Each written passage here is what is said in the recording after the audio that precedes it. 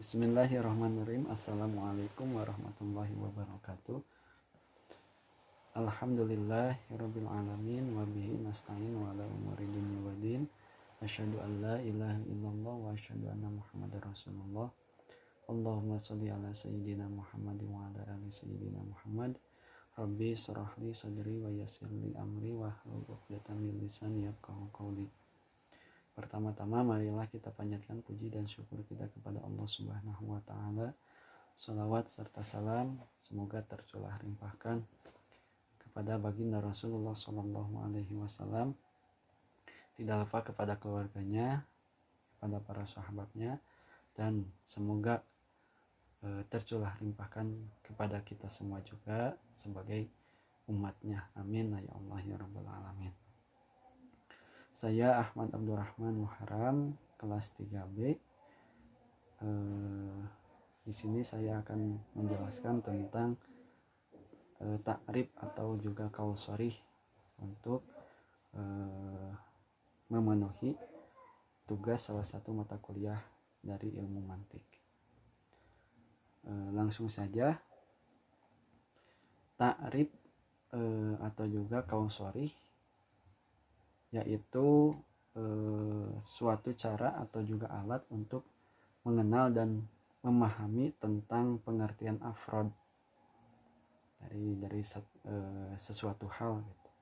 Dan untuk penggambaran yang sejelas-jelasnya terhadap afrod tersebut.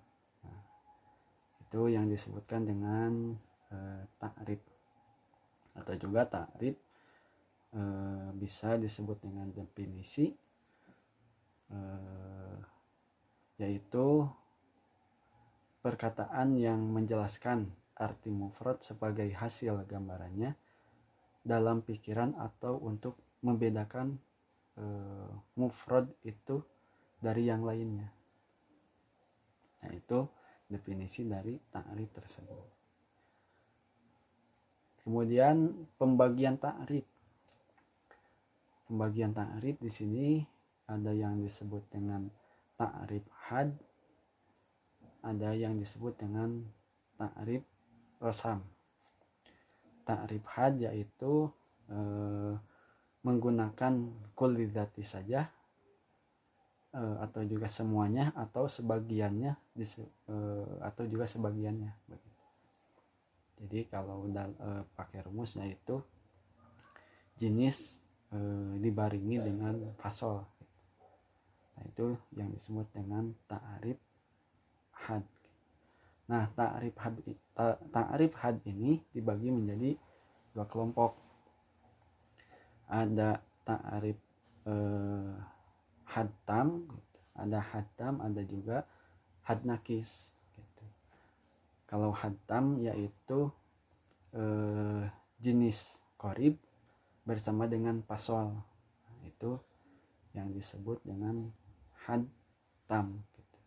Contohnya seperti mentakrifkan manusia dengan binatang yang berpikir, atau juga al insanu wa hayawanun natikun.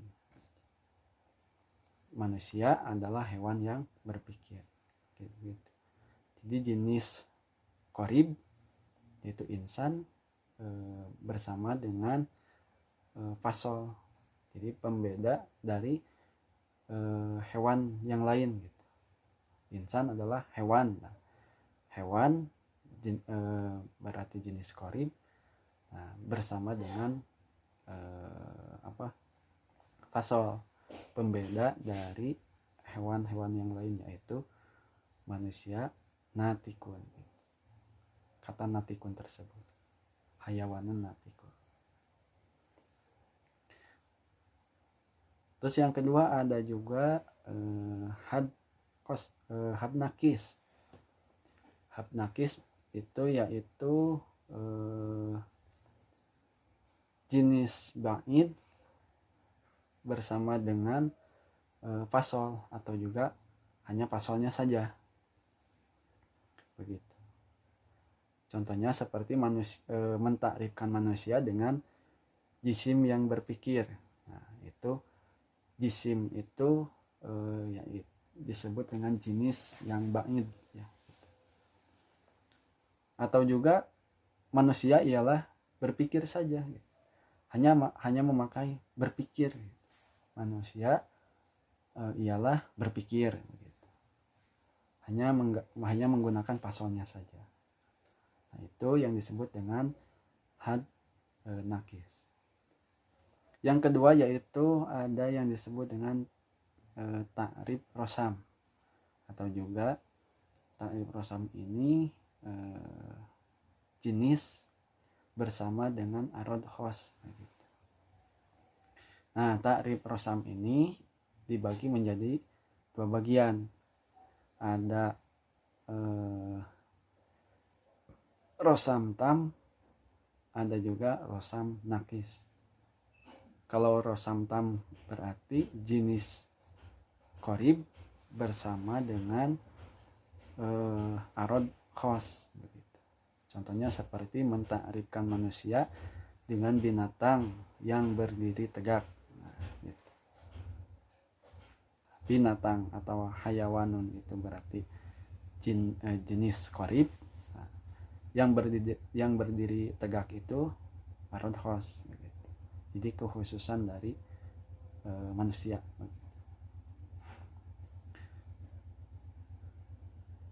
Atau juga misalkan manusia hewan yang mampu mempelajari bahasa. Nah, itu yang disebut dengan ta'rif rosam tam. Ta'rif rosam tam. Yang kedua ada juga ta'rif rosam yang nakis, yaitu jenis ba'id bersama dengan arod khos, atau juga hanya arod khosnya saja. Contohnya seperti di sini mentakrifkan manusia dengan jisim yang tertawa, jisim yang tertawa, atau juga manusia ialah yang bisa tertawa. Jadi hanya menggunakan arod khosnya saja. Nah, kesimpulannya berarti dalam ta'rif ini dibagi menjadi 4. Ada had tam, yaitu jenis ba'id, jenis qorib bersama dengan pasal qorib. Terus ada juga yang had nakis. Had nakis berarti jenis ba'id bersama fasol gitu, atau hanya fasolnya saja. Yang ketiga ada rosam tam, jenis bersama dengan arod khos, jenis qorib bersama dengan arod khos. Dan yang keempat ada rosam nakis, atau juga jenis yang ba'id bersama dengan arod khos, atau hanya menggunakan arod khosnya saja, begitu. Dan yang termasuk ke dalam ta'rif khosoh ialah ta'rif lafzi. Yang kedua ada ta'rif bil misal. Ta'rif lafzi yaitu ta'rif yang menerangkan lafaz dengan lafaz yang lebih jelas, seperti menerangkan pepaya dengan kates, begitu. Terus ada lagi contoh seperti karela dengan ubi, begitu. Jadi maknanya katanya yang berbeda tapi maknanya itu saja, begitu. Apalagi banyak gitu ya, gitu. Seperti sungai dengan kali, gitu. Lebah dengan tawon, nah, seperti itu. Jadi maknanya itu saja, hanya satu makna tapi katanya yang berbeda, begitu. Nah, itu yang disebut dengan ta'rif lafzi. Ada juga ta'rif bil misal, yaitu ta'rif dengan contoh, seperti menta'rifi lafaz kuli dengan manusia, menta'rifi fa'il dengan ja'a Muhammadun. Jadi Muhammad, nah ini sebagai fa'il, gitu. Dita'rifi gitu, dengan ja'a, gitu. Dita'rifi dengan ja'a. Siapa yang ja'a Muhammadun, gitu. Jadi ditakrifi dengan Muhammad gitu. Yang datang itu Muhammad gitu. Yang datang seperti itu. Nah, yang ketiga ada syarat takrif. Nah, dalam takrif juga memiliki syarat-syarat yang harus sesuai gitu. Di dalam takrif disyaratkan hal-hal sebagai berikut. 1. Hendaknya takrif itu sesuai atau setara dengan yang ditakrifi gitu. Maka tidak boleh mentakrifi atau juga takrif itu lebih luas dari yang ditakrifi. Takrif tidak boleh itu tidak luas dari yang ditakrifi, karena hal itu tidak menolak masuknya afrod yang sebenarnya. Dan juga takrif itu tidak boleh lebih sempit daripada yang ditakrifi, karena hal itu tidak akan mencakup semua afrod makna atau juga kepada makna tersebut begitu. Sebagai contoh, kita tidak bisa mentakrifi kalimat atau juga isim. Nah, contohnya di sini seperti isim. Isim adalah kalimat yang menunjukkan makna. Nah, itu terlalu luas, terlalu umum, karena dengan kata kalimat yang menunjukkan sebuah makna, fi'il juga masuk ke dalam definisi atau takrif tersebut. Nah, itu yang terlalu luas. Dan juga kita tidak bisa mentakrifi manusia dengan hewan yang bisa membaca dan menulis, karena itu terlalu sempit. Kenapa terlalu sempit? Karena dengan takrif ini sehingga ada yang tidak bisa masuk. Apa itu? Seperti manusia itu tidak semuanya normal gitu ya. Ada yang buta gitu kan. Maka mereka tidak bisa membaca gitu. Jadi itu terlalu sempit gitu. Definisi itu terlalu sempit. Syarat yang kedua yaitu hendaklah takrif itu lebih jelas dari yang ditakrifi sehingga sesuai dengan tujuan yang dimaksudkan, menjelaskan hakikat yang ditakrifi. Maka tidak boleh mentakrifi semua dengan takrif yang sama, tidak jelasnya atau lebih samar daripada yang ditakrifi, seperti mentakrifi genap atau bilangan yang lebih dari ganjil dengan satu. Jadi genap adalah bilangan lebih dari satu gitu, tidak bisa gitu.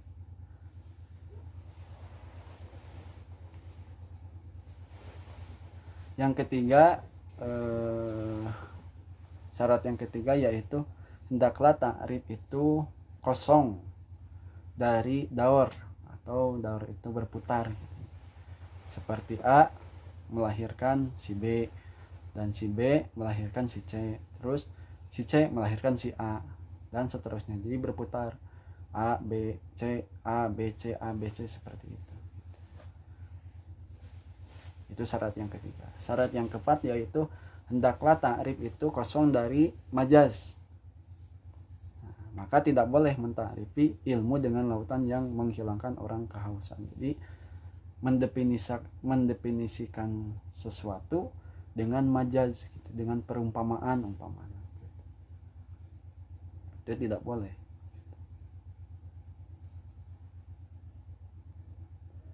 Nah, terus takrif itu juga harus kosong dari lafaz-lafaz yang mustarok. Lafaz yang mustarok itu lafaz yang memiliki satu kata tapi memiliki banyak makna begitu.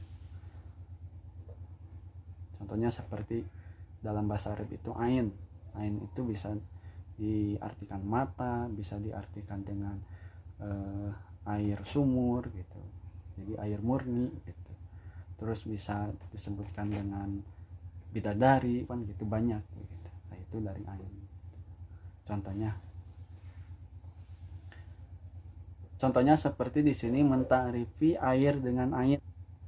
Kata ain ini mengandung beberapa arti, yaitu mata gitu. Atau juga bisa disebut dengan mata air gitu. Bisa disebut dengan matahari gitu. Terus bisa disebut dengan mata uang gitu. Jadi kata ain ini mata gitu.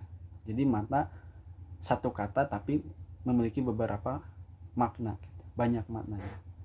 Tidak hanya satu makna tapi memiliki beberapa makna. Itu adalah kalimat atau lafaz yang mustarak gitu.